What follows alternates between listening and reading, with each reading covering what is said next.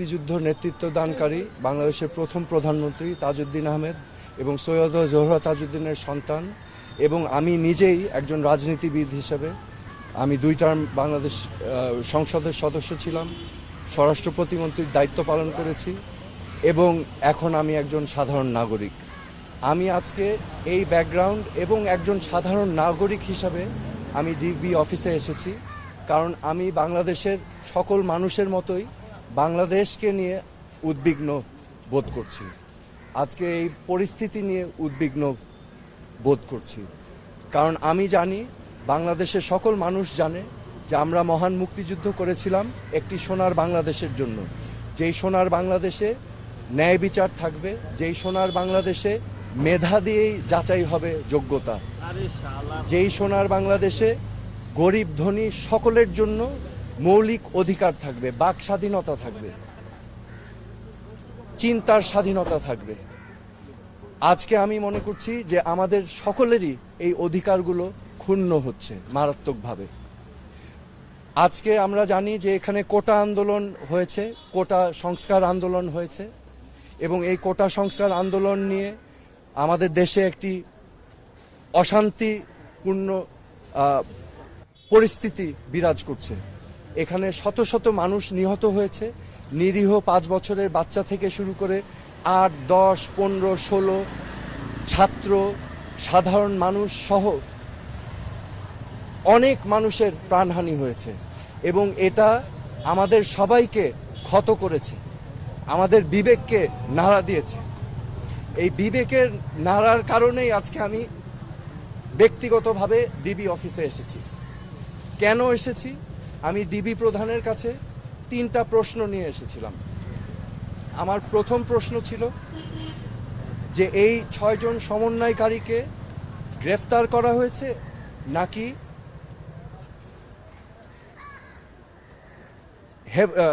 Safe কাস্টাডিতে নেওয়া হয়েছে। দ্বিতীয় প্রশ্ন, যদি অ্যারেস্ট হয়ে থাকে তাহলে আমার কোনো প্রশ্ন নাই, আমার কোনো দাবি নাই, কিন্তু যদি সেফ কাস্টাডি হয়ে থাকে তাহলে আমি তাদের সাথে দেখা করতে চাই। খামেরা তো দাগ হয় কিভাবে? এই যে ভাবি, দাগও যাবে রাগও যাবে, নিন চাকা সুপার হোয়াইট। ডিবি প্রধান আমাকে পরবর্তীতে ঊর্ধ্বতন কর্মকর্তার কথা বলে উনি আমাকে জানিয়েছেন যে এই 6 সমন্বয়কারী যেহেতু তাদের নিরাপত্তা নিয়ে উদ্বিগ্ন ছিল, সেই কারণে তাদেরকে সেফ কাস্টাডিতে নেওয়া হয়েছে। এই কথা শুনে আমি প্রশ্ন করেছিলাম যে আপনারা কিভাবে বুঝলেন যে তারা উদ্বিগ্ন তাদের নিরাপত্তা নিয়ে? তারা কি আপনাদেরকে জানিয়েছিল, রিকোয়েস্ট করেছিল? আমাকে তখন তিনি জানিয়েছেন না, ওনারা বুঝতে পেরেছেন মনিটরিং করে। সো যেহেতু তারা সেফ কাস্টাডিতে, আমি তখন রিকোয়েস্ট করলাম আমি তাদের সাথে দেখা করতে চাই। তো প্রতি উত্তরে আমাকে জানানো হয়েছে যে দেখা করতে চাইলে ঊর্ধ্বতন কর্তৃপক্ষের পারমিশন নিয়ে আমার দেখা করতে হবে তাদের সাথে। আমার তৃতীয় প্রশ্ন ছিল তাদেরকে কখন সেফ কাস্টাডি থেকে মুক্তি দেওয়া হবে। এই প্রশ্নের জবাবে তিনি বলেছেন যে ঊর্ধ্বতন কর্তৃপক্ষ যখন ওনাকে নির্দেশনা দিবেন তখনই ওনাদেরকে ছেড়ে দেওয়া হবে।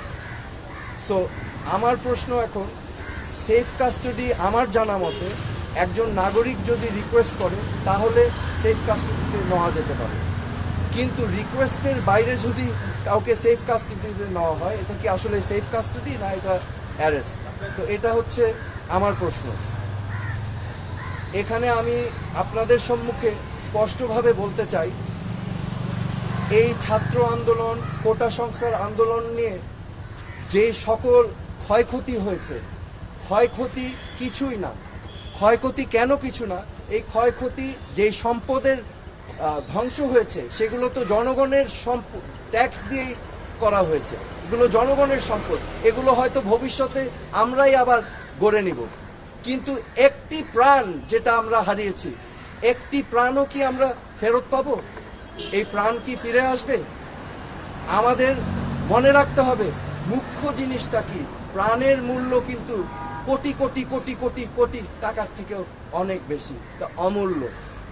তো আমার আজকে আপনাদের সামনে আমি স্পষ্টভাবে বলতে চাই আইন শৃঙ্খলা রক্ষাকারী বাহিনীদের, আমাদের সেনাবাহিনীদের, যে আমাদের ছাত্রছাত্রী ভাই বোনদের বুকে যেন আরেকটা গুলি না যায়। আপনারা বিরত থাকুন, এটা ঠিক না। This is not right. আমার মনে হয় যে এখানে একটা সমূহ সমাধান প্রয়োজন, এবং সমাধানের প্রথম কাজ যেটা করতে হবে, প্রতিটি হত্যাকাণ্ড সুনির্দিষ্টভাবে ইন্ডিপেন্ডেন্ট এনকোয়ারি করে বিচার করতে হবে, এবং এগুলোর জন্য যারা যারা দায়ী তাদেরকে আইনের আওতায় আনতে হবে। বিচার বহির্ভূত কোনো হত্যাকাণ্ড করা যাবে না, এবং আমাদের এই সমাধান রাজনৈতিকভাবে করতে হবে। এই সমাধান সবাইকে নিয়ে আলোচনার মাধ্যমে করতে হবে। এই সমাধান করার জন্য প্রথম শর্ত আমি যেটা বললাম, যে বিচার করতে হবে।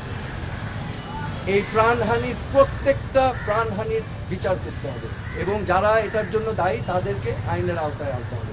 তারপরে আলোচনার মাধ্যমে সমাধান করতে হবে। আমি তীব্র নিন্দা জানাই এবং প্রতিবাদ জানাই।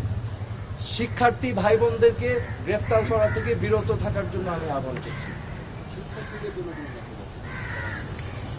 শিক্ষার্থীদের জন্য আমার মেসেজ আছে, আমাদের ভবিষ্যৎ স্বপ্ন যেন বিনষ্ট না হয়। আমাদের বাংলাদেশ আমরা লক্ষ লক্ষ শহীদের রক্তের বিনিময়ে আমরা অর্জন করেছি। এই দেশটা তোমাদের, এই দেশটাকে তোমাদেরই করতে হবে। It is your responsibility. Do not lose hope. Okay? এবং সামনের দিক ভালো দিন আসবে, কিন্তু এখন কষ্ট করতে হবে। হোপ আশা ছাড়া যাবে না। এই দেশটা তোমাদের সম্পদ, তোমাদেরই করতে হবে। তোমরা ন্যায় পথে থাকবে, সত্যর পথে থাকবে, অন্যায়ের বিরুদ্ধে প্রতিবাদ করবে। That is my message. আমার কোনো পদক্ষেপ কর্মসূচি নাই। আমি আমার বিবেকের তাড়নায় এসেছি। আমি দেখছি চারিপাশে মানুষ যে প্রশ্নগুলো করছে, যেই জবাবগুলো চাচ্ছে, আমি সেটাই জানতে এসেছি একজন নাগরিক হিসাবে।